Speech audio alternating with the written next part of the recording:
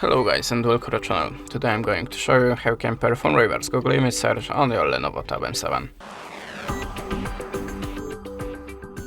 So sadly we don't have a Google Lens feature on this device, so we have to try to do it by the other way. At the beginning open the web browser,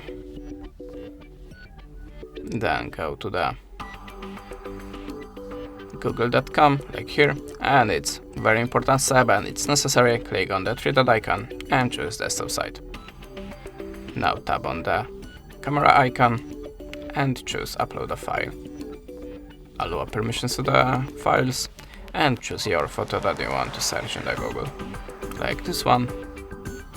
And now Google Lens looking automatically for the similar or the same image in the Google image database. And that's it. Thanks for watching, leave us a subscribe, a comment, and goodbye.